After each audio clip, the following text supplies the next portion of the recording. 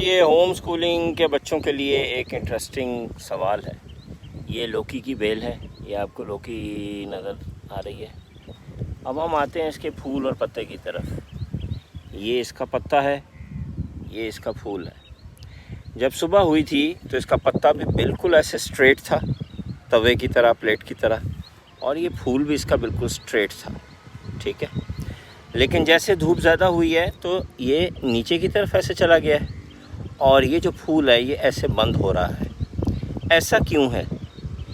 ये भी ऐसे नीचे की तरफ जा सकता था जैसे ये जा रहा है, लेकिन ये अंदर की तरफ क्यों आ रहा है और ये नीचे की तरफ धूप की वजह से क्यों जा रहा है?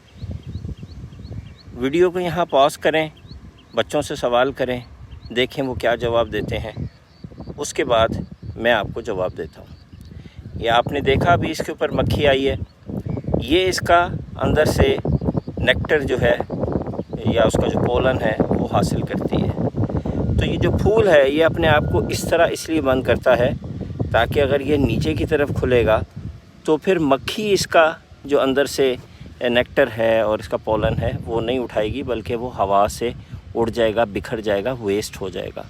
और फूल ये चाहता है, बेल ये चाहती है कि उसका जो पोलन है वो मक्खी ही लेके जाए, हवा से उड़ के ज़ाया ना हो, क्योंकि वो पोलन दूसरे फ्लावर तक पहुंचना है।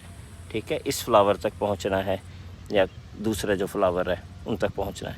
जबकि पत्ता जो है वो इसलिए जा रहा है ताकि इसका जो कवर एरिया है धूप का वो कम हो जाए, क्योंकि अब इसको इतनी धूप नहीं चाहिए, तो इसने अपने आप को श्रिंक कर दिया है। शाम को जब सूरज ढल जाएगा तो ये पत्ता दोबारा अपने आप को खोल लेगा।